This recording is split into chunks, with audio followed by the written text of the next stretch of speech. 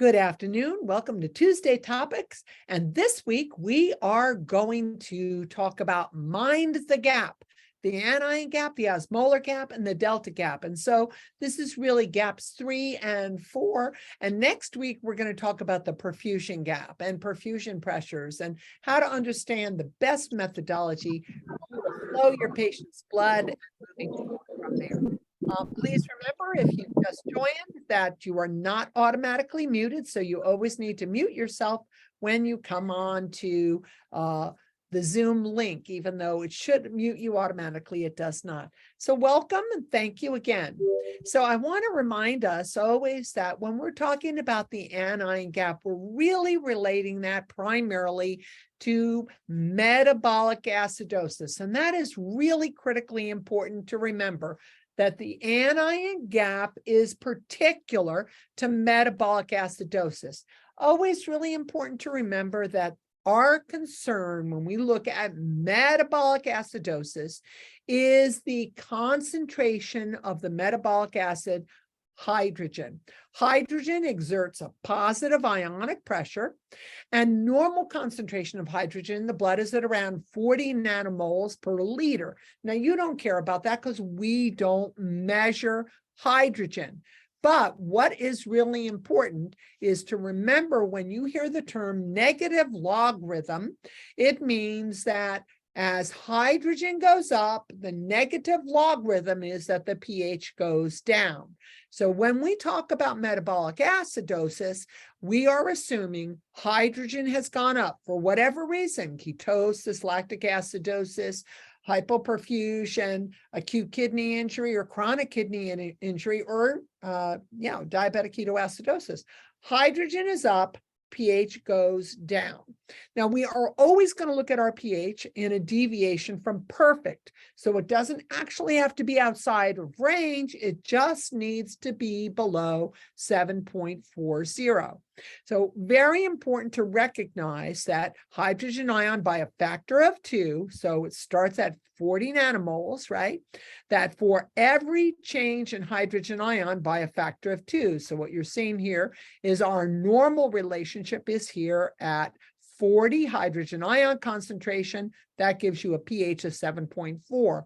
And as your hydrogen ion goes up by a factor of 2, so factor of 2 to 80, factor of 2 again to 160, your pH is going to drop respectively. So really, really important.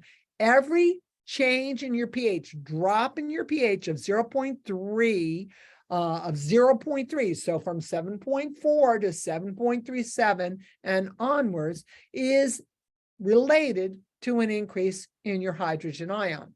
Now, you're never going to measure hydrogen ion. Remember, what you always monitor is the reflector of hydrogen ion, the conjugator of hydrogen ion, and that's going to be your base.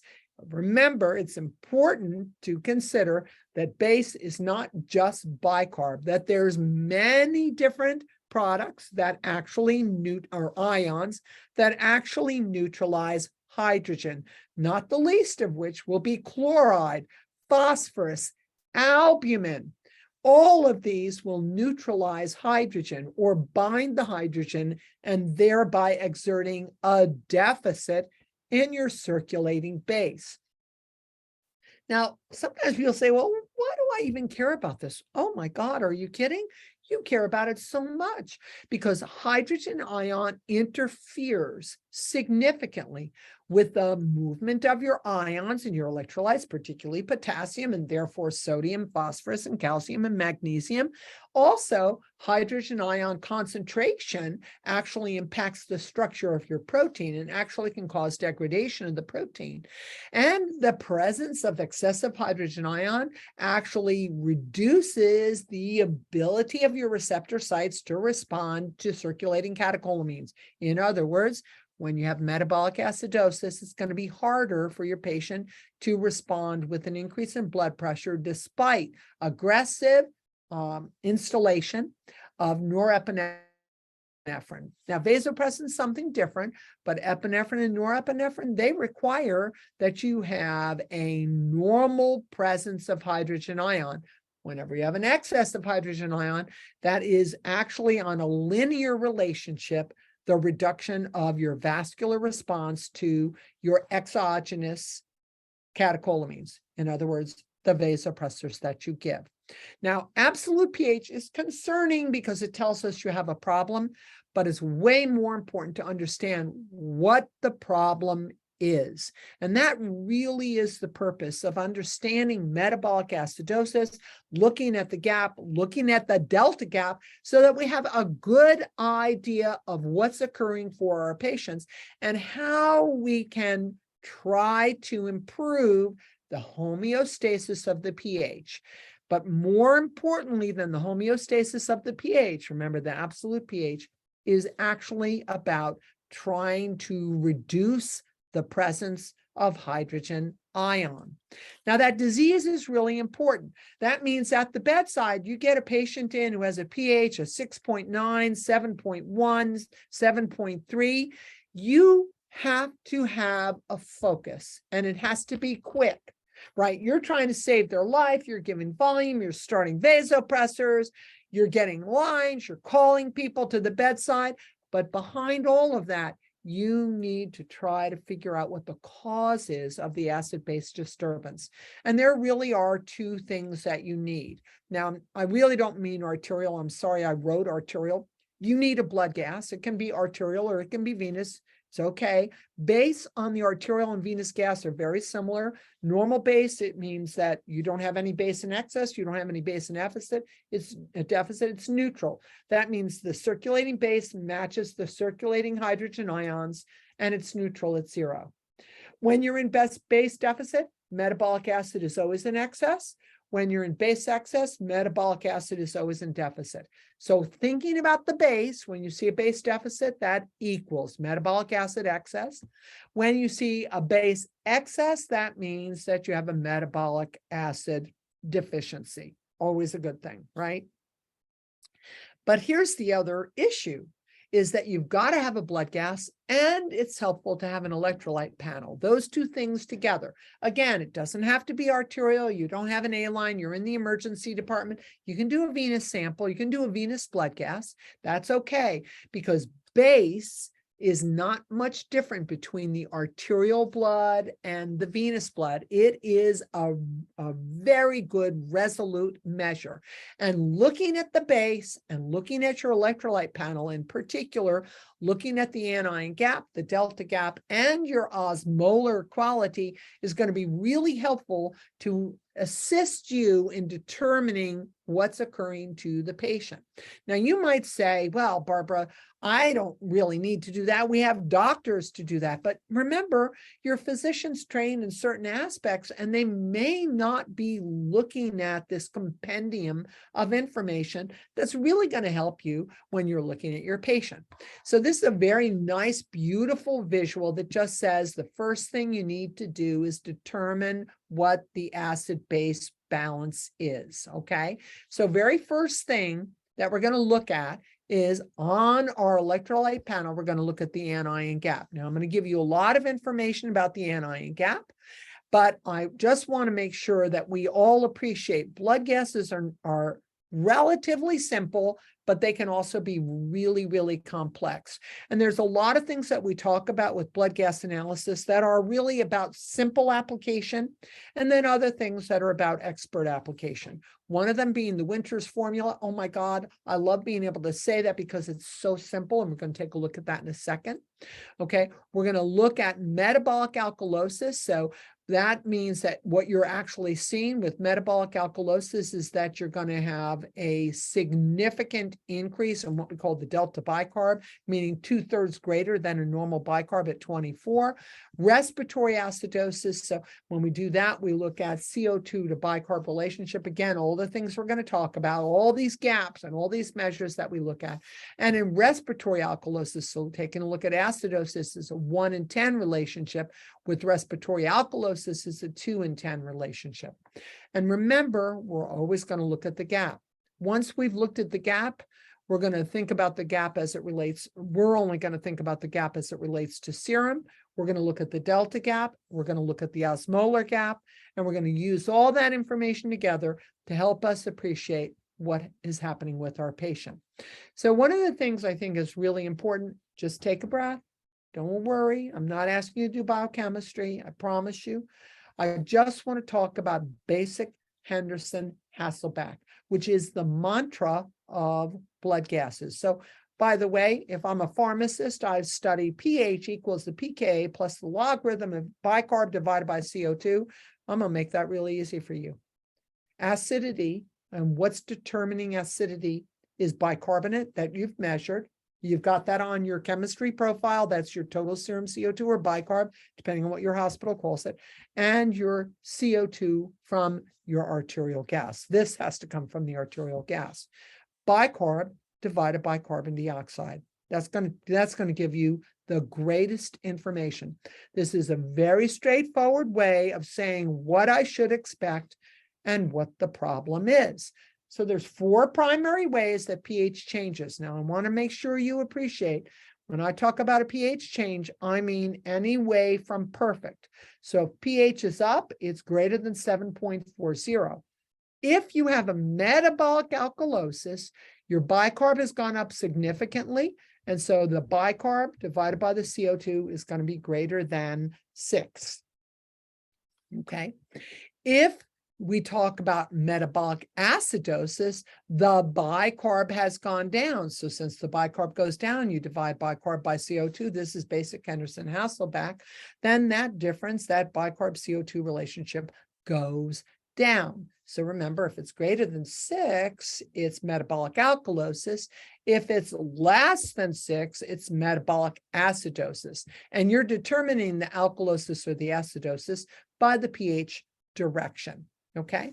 In respiratory acidosis, pH is down, you're on the acid side, but what's gone up is CO2. So again, your CO2 has gone up and your bicarb CO2 relationship is less than 6. But what's out of the ordinary here is your CO2. Your CO2 has gone up. And then, last but not least, when the CO2 has gone down and the pH has gone up, bicarb to CO2, that's going to be a much wider number again. So you're using the same exact number, basically 5 to 6, and you're saying that when I look at you, I look at bicarb over CO2 and the pH direction, I can determine metabolic alkalosis, metabolic acidosis, respiratory acidosis, and respiratory alkalosis. Now I'm going to bring that back to the last slide from last time. It doesn't matter if you were on the last call. It doesn't matter. I just want to remind you that when your base is in deficit, typically your bicarb, in fact, always your bicarb will be low when your base is in deficit. When your base is in deficit and your bicarb is low, you always have an increase in acid. Okay. Now that means that your pH goes below perfect, which is 7.40. Now it can be well below perfect or just minorly below perfect, depending on whether or not you have compensated. And then I'm always going to correlate that to your anion gap. The problem is with the anion gap is you have 2 types of gap. You have non-gap, which means the gap is not wide. It's typically normal or low. Or you have wide gap.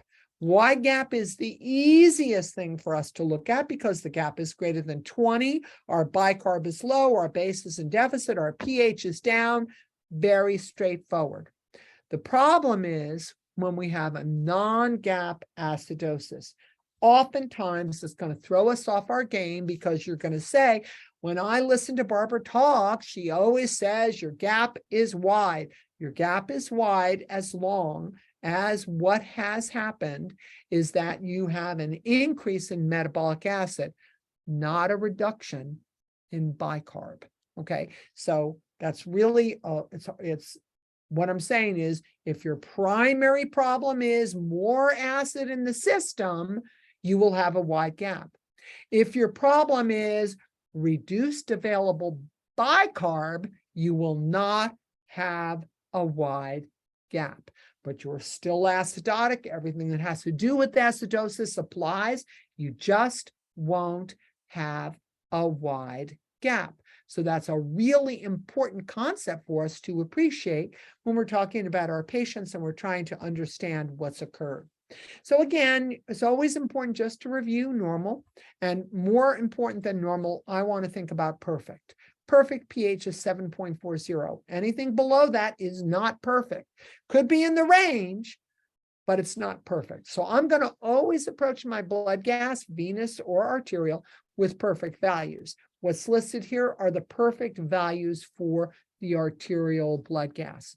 pH 7.4, PCO2 40, bicarb 24, gap of 12, and a very important component, albumin, which is a neutralizer of acid, right? Then I have a normal albumin of 4. So most of us right away are saying, oh man, in our sick patients, our albumins are never 4. That's right. And we're going to look at how we correlate that to our anion gap to actually evaluate what's actually happening for our patient.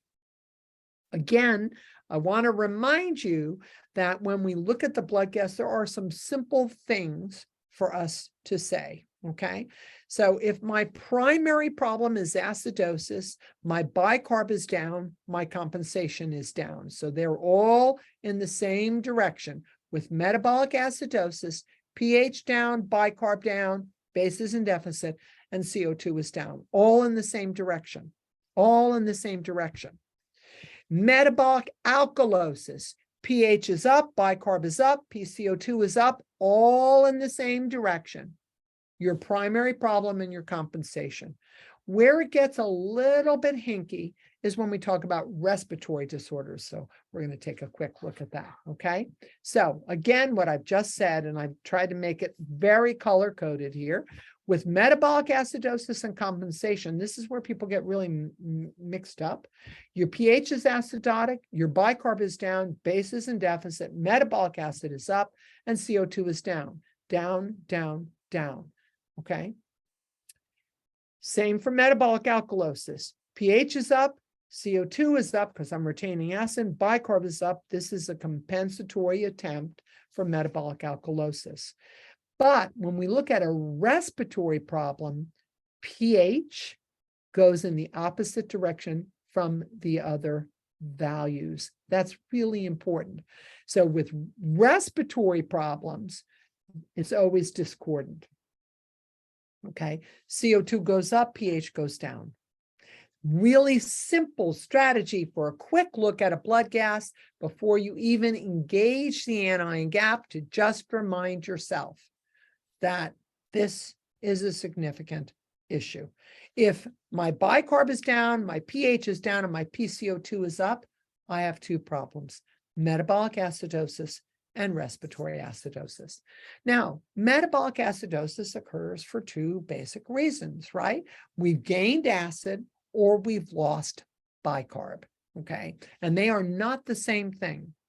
So gaining acid or losing bicarb, really important to remember that we can increase the production of acid significantly in any hypermetabolic state. In any tissue dysmetabolism state, we can increase hydrogen ions significantly. And our kidney has to be very functional because hydrogen ion is excreted by the kidney. So if I have hypoperfusion to the kidney, I have the initiation of acute kidney injury because I'm critical, I'm hypermetabolic, I'm making a lot of hydrogen, I'm not excreting very much, I'm going to plummet into metabolic acidosis from that gain of acid. And then we think about the loss of bicarb. Now, there's a couple reasons you lose bicarb, like diarrhea. But the main reason we see in our critical patients is we lose bicarb because we have gained chloride. And in the old days, and not even the old days, 5 years ago, 6 years ago, 10 years ago, and sometimes today in your clinical practice, what we will see is that by aggressive administration of sodium chloride, you will actually cause what's known as a non-gap acidosis, which means You don't have an anion gap, but you do have metabolic acidosis. And that's why we really have to take a look at these pieces of information that we can gather all together when we're talking about the management of our patients. Okay, so gain of acid, two most common things we see: ketoacidosis, lactic acidosis. So ketoacidosis is dysmetabolism. It's the breaking down, of course, of fatty acids, yielding ketones and hydrogen ion. Lactic acidosis, many causes of lactic acidosis, but in a hypoperfusion state, it's the disability to transfer lactate to pyruvate, pyruvate being neutral and lactate being a hydrogen donator. So what happens if we have a patient that we believe is hypoperfused, their lactic acid level goes up, their base goes down. But remember, there's many causes of lactic acidosis that may not be hypoperfusion. Lactic acid is not the end all and be all. For me, the end all and be all is really the base deficit. That's the thing I really hang all my hats on, every hat I've got. Okay, the other main issue that we'll see here about gaining acid is end-stage renal failure. Also, when there is an issue with the distal tubular excretion, secretion or absorption. So secreting hydrogen ion from blood into tubule, and that's known as renal tubular acidosis. So we see our primary problems are ketosis, lactic acidosis, end-stage renal disease, and renal tubular acidosis. So we'll see that these patients have gained acid. They've gained acid because they're making more or they're not excreting it. That's a really important perspective. Now, if you're in the emergency department, you may also see, relatively commonly, salicylate overdose, methanol ingestion, which of course causes a very significant acidosis. Methanol breaks into acid levels. You can see it with just basic alcoholic ketoacidosis for a different purpose. So all of that is gaining acid. The loss of bicarb is again related to renal tubular acidosis. I can't secrete acid and I can't reabsorb bicarb. So I'm wasting a lot of bicarb in the urine and retaining acid in the blood. Now that's going to be much more common. The loss of bicarb is going to be more common close to the glomerulus, whereas the retention of acid tends to be farther from the glomerulus. These are two different types of renal tubular acidosis. Nobody except nephrology ever talks about this or looks at it, but it's quite common. Again, we lose bicarb with GI loss. And the number one common problem on loss of bicarb is hyperchloremia. That happens under our nose, under our eyes, unsuspectingly, and we see this when we talk about our anion gap. Now, before I do that, because this, I'm assuming, if you're here on this call for Minding the Gap, you've probably been to some blood gas talks with me, venous gas, arterial gas. This is a little bit more of an expert talk. And the reason I call it an expert talk is because I want to make sure that we understand nothing is ever really as it seems. So one of the things that I think is really important is what we call the Winter's formula, predicting what your CO2 should be in order to compensate for metabolic acidosis. So your patient must have metabolic acidosis, which means they're in a base deficit, their pH is down, their bicarb is down, they have metabolic acidosis. You should always look at that patient and say, this is what I expect your PCO2 to be in order to compensate for your metabolic acidosis. Now let's talk about why this is important. This is the Winter's formula. So we did Henderson-Hasselbalch, now we're doing Winter's. Really critical as to why this is so important. Because remember, my patient has to blow off CO2 to make room for that metabolic acid in order to get the pH to a, not perfect, but within the range. So in order to get my pH into the range, if my bicarb is down, that means my acid is up, my pH is down, I have to blow off CO2. So remember, I expect to see bicarb down, basin deficit, pH down, CO2 down. That's what we look at as compensation for metabolic acidosis. But can the patient actually compensate? And that's really the key question. So what we do is we calculate what your CO2 should be. It's a very simple calculation, 1.5 times your patient's bicarb. We add 8 and we accept a standard deviation of 2. Okay. If your PCO2 is higher than what you predicted, so that means, let's just say I did a calculation. I should have done this already on my calculator, but let me see if I can get my calculator up. So I'm saying that your bicarb is 15. Okay. And I'm going to multiply that times 1.5. That's going to equal 22.5. And I'm going to add 8. So that makes it 30. So my patient needs to be between 28 and 32 on his CO2 in order to have an appropriate compensation. If his PCO2 is 35 or 36, he might be breathing fast, but his PCO2 is higher than what I predicted. He also has respiratory acidosis. This is really critical and it's quite profound. So really important when we're looking at that Winter's formula to just appreciate this is just a way to say, does my patient just have metabolic acidosis? Or does he also have respiratory acidosis, which means he has metabolic acidosis, and on the formula that I just gave you, where I said he also has respiratory acidosis, that means that you have got to intubate your patient and blow off CO2 for him, or he is going to continue to go down a very dark and dirty pathway. So we don't want that to happen. We don't want that to happen to our patient. We're going to really take some control of this situation. It's very simple. 1.5 times bicarb plus 8, and we're going to accept a deviation of 2 below and above. That's all. It's really straightforward. And this is what helps us to appreciate, is my patient compensating at the level that he should be, or is he not blowing off enough PaCO2? And if he's not blowing off enough PaCO2, we're going to consider intubation. Okay, so now we're just going to take a look at this patient. He's on room air, and this is his basic blood gas, right? His bicarb is 9. Okay, his anion gap is 10, and actually he's a little bit advanced for us right now. So I think I'm going to want to come back a little bit later, but what we're just going to say is, okay, this patient has a pH less than 7.4, so he's acidemic, and his base CO2 is 40. What we're going to do is say, what should his PCO2 be? 1.2 times his bicarb plus 8, remember that whole perspective, and we're going to have an expectation for the patient's PaCO2.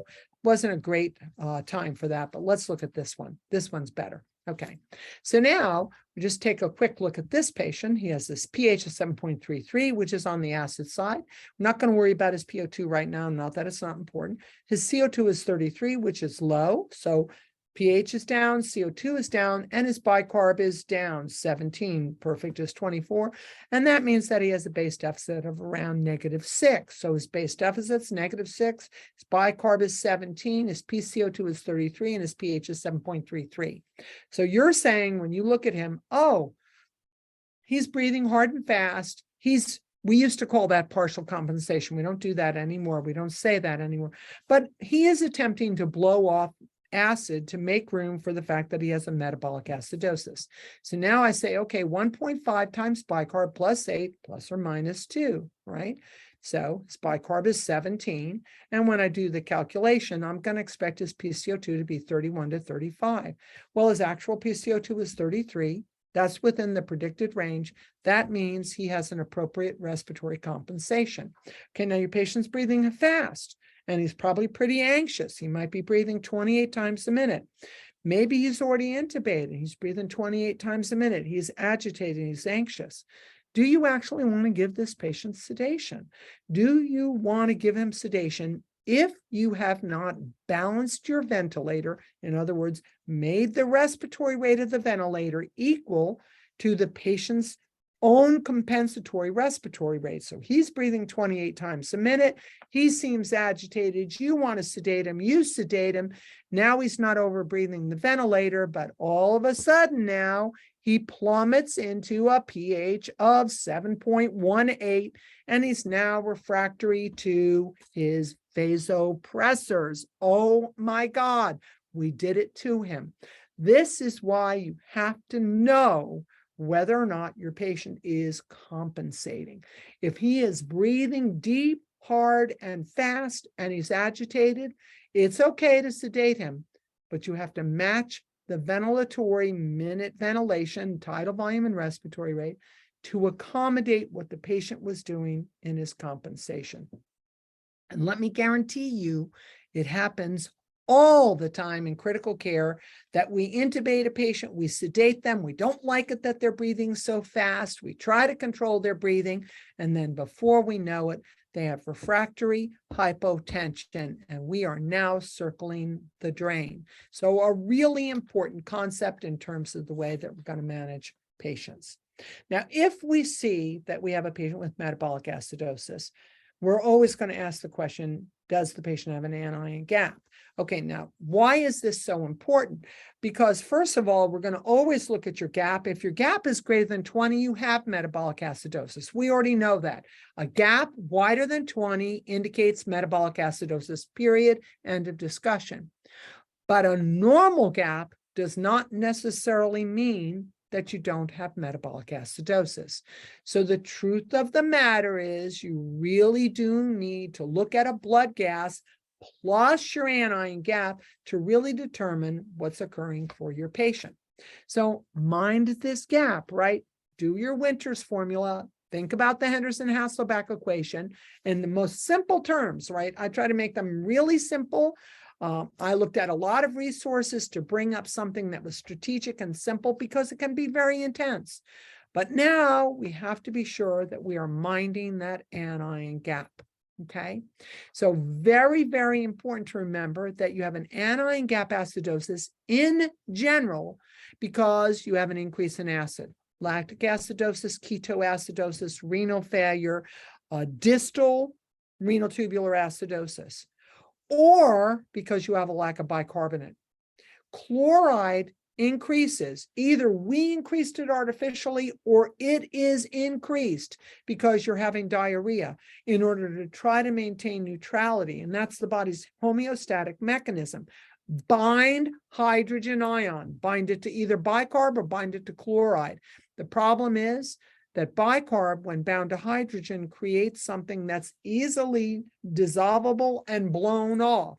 H2, hydrogen plus HCO3, H2CO3 travels in the blood, separates to water and CO2, and you blow that off. But when chloride binds hydrogen, it's basically a strong acid. It's hydrochloric acid, basically. So this is really important. Anion gap acidosis is what you see when you have excessive acid. Non-anion gap acidosis is what you see when you have lost bicarb or you have excessive chloride. And those two things actually go together. Okay, that's really important. That's why the gap is so important. Now, normal gap is 12, and here at Grady, we say 12 plus or minus 2. And it depends on your hospital and what your lab values are and what your lab says, but in general, 12 plus or minus 2, and that's for acute and critical patients.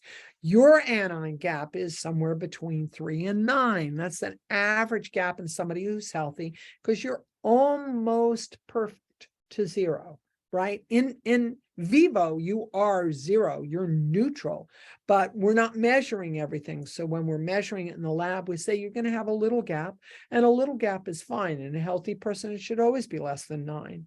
But in a critical patient, anything greater than 14 gives us consternation. Anything greater than 20 means that you have excessive metabolic acid.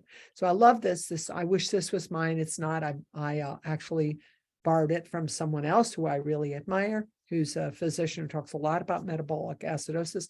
And he says the anion gap is a Gamble-Graham. It's a Gamble-Graham, and it reminds us that chloride and bicarb and other anions, very particularly albumin, another anion, meaning that these are really attractive to your positive ions. And our measured positive ions are sodium and potassium, and those are called cations. But the unmeasured cation is hydrogen. So when hydrogen goes up, it binds to bicarb, bicarb goes down. When bicarb goes down, you now get a calculated gap. That's a really important concept, okay? Now, I'm going to move ahead. No, I guess I'm okay because I've already talked about the measurement. So just want to remind you about non-gap acidosis. So I have a venous sample, I have a base deficit, my pH is acidotic. I look at the gap and the gap is normal. Is that possible? You bet it is. You bet it is. It typically comes from what I would call chloride intoxication, particularly related to the administration of sodium chloride. Okay. It's also something that you can see in early acute kidney injury. You can see non-gap acidosis. You can see it if people come from a place where they've inhaled chloride gas, like at a swimming pool. Other forms of hydrochloric acid intoxication, pretty unusual. Most of the time, it's from the administration of sodium chloride. But remember, we can also see non-gap acidosis because we've lost bicarb. And we see that happen, and it happens a lot in patients who have diarrhea, in people who have surgical drains or who have fistulas, who have a sigmoidostomy, and who have obstructed ureteral ileostomies and cholesterol medication. But our most common reason is here: diarrhea, surgical drain, fistula. That's what we see the most common for the GI loss of bicarb. And then we also think about that renal loss of bicarb that occurs in renal tubular acidosis. So get your key word there: renal tubular acidosis, right? Proximal is primarily about the renal loss of bicarb. Distal is primarily about the retention of acid. So that's really, really important for us to appreciate. We have to also be concerned when we have a patient who is exhibiting acidosis by their blood gas, by their pH, by their base. Very important to say, I would love it if they had a wide anion gap, but they may not have a wide gap. They may have non-gap metabolic acidosis. And a place that this can occur a lot is when you're resuscitating a person with DKA with normals, D5 normal, any normal saline equivalent, which actually is administration of chloride. That's a really important concept. So apart from bicarbonate, the main ion is chloride. So in an anion gap, in a person who has a base deficit, who has a pH that is down from perfect, I'm looking at that patient and they have a non-anion gap metabolic acidosis. I look at their chloride. Chloride goes up. That always means to you when chloride is up, bicarb is down, because you actually have to exchange one for the other. So as chloride goes up, bicarb goes down. You wasted it at the kidney. It's moved intracellularly. It's no longer available. So now you have a high level of circulating chloride. Chloride binds to the hydrogen, and that proliferates your metabolic acidosis.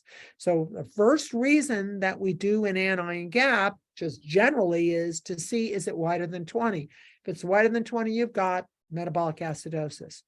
If it's not wider than 20, but your blood gas shows a base deficit and decreased bicarb, the next thing you're going to look at is the chloride level. And chloride comes back on your chemistry profile. That's going to help you evaluate whether or not the patient has an anion gap. But chloride and bicarb are not the only anions. Albumin and phosphorus are also anions. But here's the thing. If you're hypoalbuminemic, you could be metabolically acidotic, but not have a wide gap because albumin is down. Same with hypophosphatemia. So these are two ions that you don't calculate in your anion gap. Remember, the gap is basically sodium minus chloride minus bicarb, or sodium minus, in parentheses, chloride plus bicarb. But really, it's probably just easier. Sodium minus chloride minus bicarb, right? But you've got to remind yourself. So a lot of times I get calls from, particularly from the ECC, from folks at the ECC, who will say, I'm not sure who's unmuted, but somebody is unmuted. So it's just hard for other people to hear. So if you don't mind, maybe that person. Okay, good. So just reminding yourself that the anion gap only looks at two of the anions, and you have two other really important. So I get calls all the time from the ECC. Well, the guy's acidotic, but he doesn't have an anion gap, doesn't have a wide gap. Okay, so first and foremost, we measure the anion gap. We're not calculating, we're measuring it. But in order for me to understand the effect of albumin or the effect of phosphorus, what I'm going to do is that for every gram, the albumin is below 4. So let's say it's 2, that's 2 grams below 4. You're going to add for each one 2.5 to your calculated anion gap, or your measured anion gap. Okay, so what that does is that corrects your gap. And it corrects your gap for the absence of the anions that bind hydrogen ion. Also, you can add half of the measured phosphorus back to the gap. So I may have a patient who has a normal gap, who has an albumin level of 1, and once I correct the gap, I see that the corrected gap actually leads me directly to the fact that the patient has metabolic acidosis. Now, I'm not actually correcting their gap. The gap is as it seems. What I'm doing is I'm understanding that not just bicarb and chloride are important, but that albumin and phosphorus are important as well. And so what I do is I'm correcting the gap in the understanding that albumin and phosphate are low. This is critically important, particularly for patients on CRT, for patients who have liver disease and who are malnourished. This is a really good way for us to evaluate our patients really effectively when we're evaluating them. Okay. All right, so now we're just going to take a quick example. Here's my patient. He has a sodium of 123. His chloride is 97. His bicarb is 7. So 123 minus 97 minus 7 equals 19. But then I also see that I have a patient who has a low albumin. His albumin is 2. So I'm basically going to say 4 minus 2 is 2. 2 times 2.5 equals 5. I'm going to add that 5 back to the gap that I calculated here. And now that brings my gap from 19, which was below 20, so a little uncertain, to a corrected gap of 24, which means my patient has metabolic acidosis. So I'm going to stop here for a second. I'm just going to ask those of you on the call, you can just give me a thumbs up or a thumbs down. And if I have a thumbs down, I'm going to stop and just ascertain if everybody's good with what I've said so far. So if you know how to give me a thumbs up or a clap or something, just in your little logo box, so I know what everybody's doing. So anybody? All right, is everyone sleeping? Hello. Hello, my friends. Some folks are on a phone, but if you're not on a phone, give me a thumbs up or a thumbs down. Okay, Eugenia, come on, my friend. You gotta give me something here. I want to make sure everybody's good. Okay. Okay, I've got an angry face. All right, so I'm going to assume that means we're having a little struggle. Okay, so again, what I'm going to say is simple calculation: sodium minus chloride minus bicarb. Right? That's a simple calculation. So on my patient that is sodium of 123, a chloride of 97, and a bicarb of 7. So 123 minus 97 minus 7. That's 19. That's my straightforward anion gap. But in that anion gap, I am not accommodating for the fact that my patient's albumin is low. And when their albumin is low, what I'm going to see is an effect on that anion gap. Okay, so because when I'm calculating your anion gap, I'm only accommodating for chloride and bicarb, I'm correcting your gap by looking at your albumin. Now, if your albumin was 4, I don't need to do anything, but my patient's albumin is 2. So that's 2 below 4. That's why it's 4 minus 2. And then I'm going to multiply that times 2.5, and I'm going to add that number back to the gap. That's what gives me your true gap. Why do I care about this? Because it makes a difference when I'm looking at the patient to say, hey, his gap is 19, but his corrected gap is 24. Okay. So really, really important for us to appreciate that we're going to correct for the absence of albumin as a carrier of metabolic acid, and we're going to correct for the absence of phosphorus as a carrier of metabolic acid. And that is a really critical and important. Okay, so let's look at this patient, pH 7.1. Patient is acidemic. I'm looking at his blood gas, and I see his bicarb is 3.7. His base deficit's -11. Okay, well, I know that because his pH is 7.1, his bicarb is 3.7, his base deficit's -11, his metabolic acid is up. And so I'm going to call this acidemia, and I'm going to say metabolic is the cause. And then I'm going to look at his basic anion gap. I probably should have done that first, so sorry. So his sodium is 140.4, we'll just say 140, minus his chloride, which is 104, minus his bicarb, which is 3.7, and his gap is 32.3. There's no question. You don't need to correct. Don't worry. It might be worse than what you're seeing, but you already have your answer. Your patient has metabolic acidosis with a wide anion gap. Okay, so that's really important. If I have a wide gap greater than 20, no correction necessary. The time correction is necessary is when I'm trying to make sense of the fact that my patient has metabolic acidosis shown to me by his venous sample or his arterial sample, but he doesn't have an anion gap. So when I'm communicating with my provider, with the resident or the young doctor in training or the APP, and I'm concerned about his metabolic acidosis, and they say, well, he doesn't have a wide gap. Oh, no. Let's correct the gap. And remember what we're going to do to correct our gap. The most important part of this is albumin. Normal albumin is 4. Subtract the patient's measured albumin. The difference between that will get multiplied by 2.5. That will be added back to the calculated gap that I did here.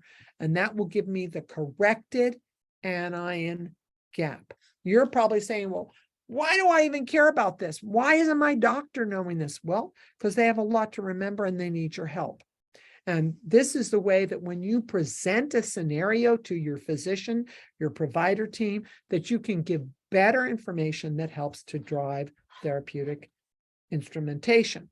Now, lots of times people talk about anion gap and anion gap acidosis, and they used to always use this term mud piles, which said, here are the causes for an wide anion gap. This is all for wide gap, but now this is kind of the newer mnemonic. It's called Goldmark, and it includes some other kinds of issues. Nobody cares that you know this. Just be aware. Some people say, well, look at mud piles. Other people say, look at Goldmark. No, I'm not looking at either thing. I'm actually just looking at the gap and I'm correcting for the gap, and you can figure out what the problem is. Okay. Once you've looked at your anion gap, now, if you have a non-anion gap metabolic acidosis, you already have your answer. You're wasting bicarb and you're retaining chloride. That's your non-gap acidosis. That's you're wasting bicarb and you're retaining chloride. Period. End of discussion. Got to figure out why they're wasting bicarb, right? They're having diarrhea, they've got a fistula, they're losing it in their drains.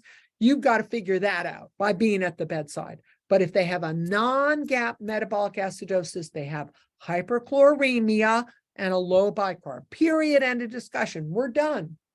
When you have an anion gap metabolic acidosis, now you got to look at an osmolar gap or a non-osmolar gap, because that's going to help you to evaluate, is this because they have high solutes like urea nitrogen, like alcohol, that are going to create what we call an osmolar gap. Now, this is pretty straightforward. Whenever you have an anion gap greater than 20 and you don't know why, the number one thing you're going to rule out is toxic alcohol, like methanol or ethylene glycolate. So very important for us to remember.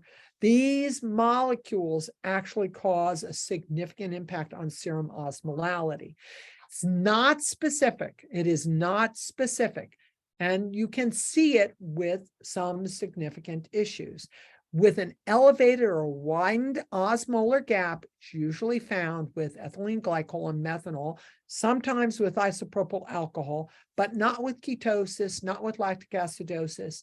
And when you have other issues like hypertriglyceridemia or pseudo-hyponatremia, like your sodium is low, but your triglycerides are high, that causes a shunting of your sodium, you're not going to have metabolic acidosis, okay? So with isopropyl alcohol, you won't have an anion gap. With ethylene glycol and methanol, you will have an anion gap, but you'll also have what's known as an elevated osmolar gap. Okay, so now we're just going to take a look. Here's our patient. We're going to mind all those gaps. We look at the pH, 7.16. The pH is down and it's acidotic. CO2 is down, so it cannot be the cause of the problem. Must be a compensation. Bicarb is down. Bicarb down, pH down, CO2 down. The cause of the problem is metabolic acidosis, and the compensation or attempted compensation is to blow off CO2. Then I take a look at my patient's laboratory work, okay?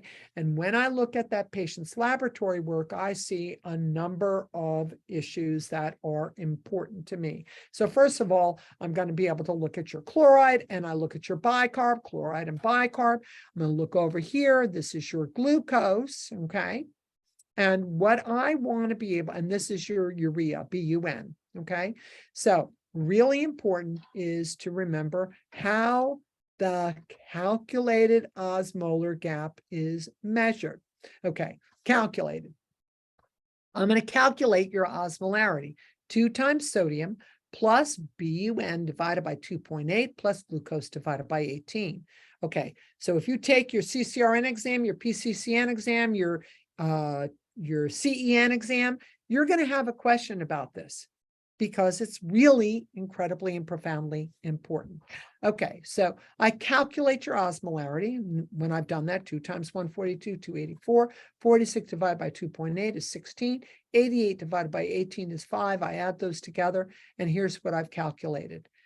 Now I'm going to take what came back on the lab, that's the measured serum osm, and what, sorry. Okay, and what I've actually calculated. So I'm going to take the measured, that comes from the lab, minus the calculated, and I'm going to look at the gap. Okay, what's so lovely here?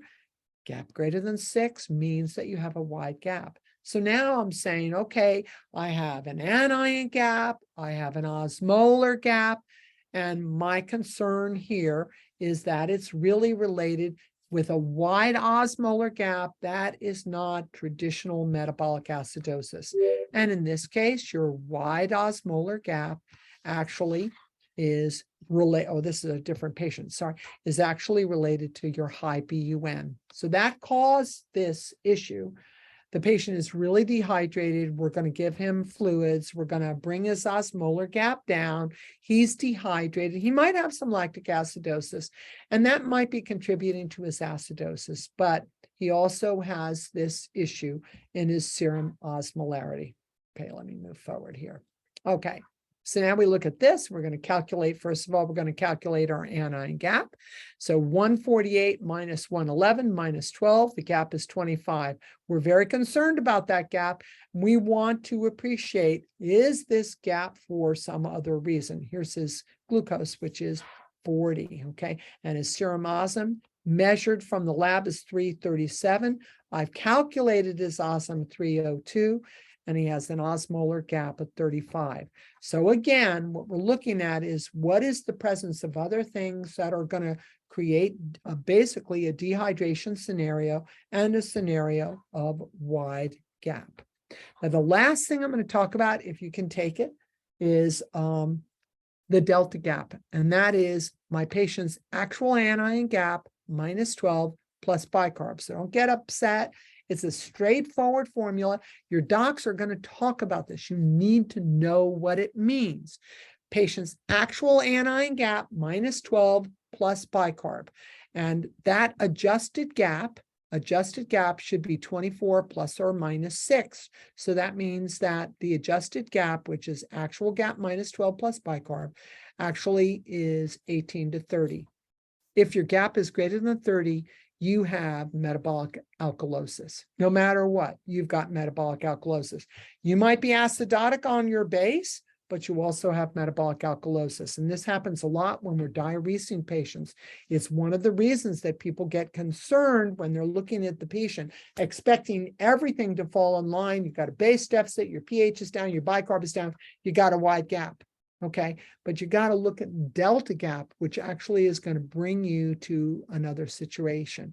If your gap is less than 18, you actually have, on top of metabolic acidosis, you could actually have a non-gap acidosis. So you actually have true metabolic acidosis, plus you have a non-gap acidosis. So two problems. And if your gap is between what we consider to be normal, 18 to 30, you have no additional metabolic problems. So really, really important for us when we're thinking about all of this is why am I even talking about this? Because the thing is, a lot of you have moved ahead to understanding the role of anion gap, understanding the base deficit, understanding the decreased bicarb. Now we have to move ahead to appreciating the delta gap and the osmolar gap, which are going to be more definitive for our patients. You have to practice this every day. You can't just come to a 1-hour talk and think that you've got this under control. You've got to practice it every single day. So now we're going to take a look at our patient. His pH is 7.23. His CO2 is 17. His PO2 is 235. Here's his sodium 123 minus his chloride 97 minus his bicarb of 7. And you can see over here, your patient's got a high BUN. You already know you've got a problem. Your albumin is 4. So I'm going to say, okay, anion gap 123 minus chloride minus bicarb. So 123 minus 7 minus 97. Going to look at what that actual gap is. That actual gap is 19. 19 minus 12, which is your standard practice. That minus 12 is a standard practice. Okay, so 19 minus 12 is 7, plus the bicarb is 7, and the delta gap is 14.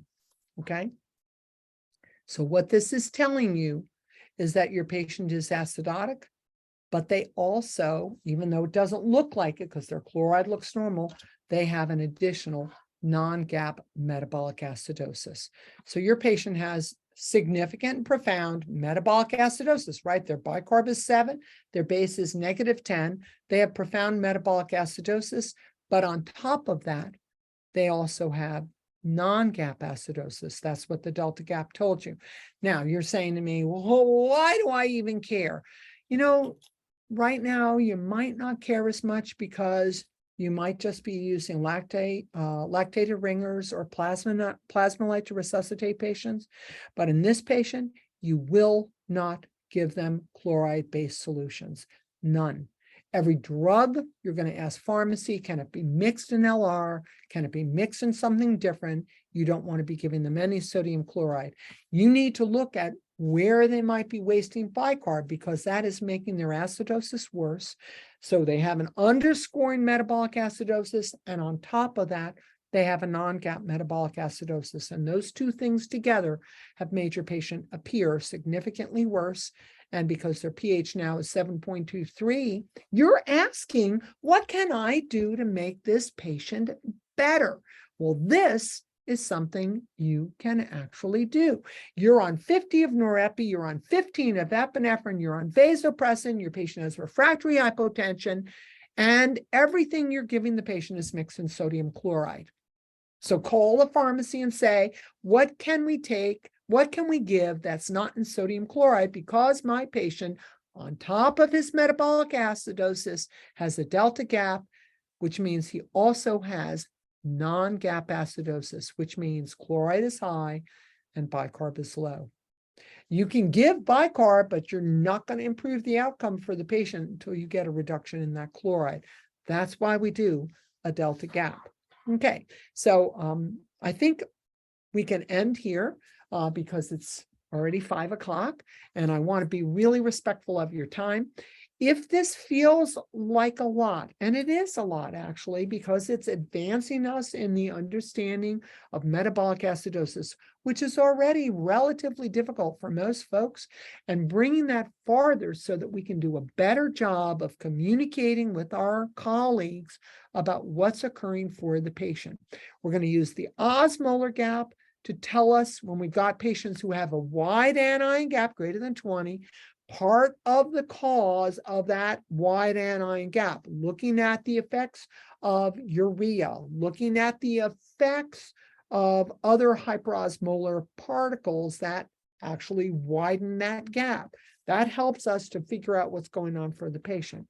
And we're going to do the delta gap because we want to have an understanding of whether or not the patient has an underlying mechanism of non-gap metabolic acidosis, when what we want to appreciate and understand is metabolic acidosis, number one, causes a reduction in myocardial function, and it causes a reduction in receptor site response to catecholamines, meaning your patient has refractory hypotension.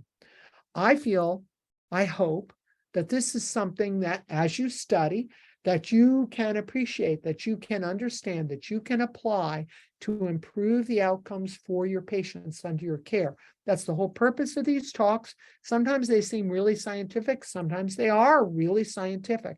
But the purpose of these talks is to help us improve our style of communication and our understanding of the natural physiology and the pathophysiology that occurs at our bedside.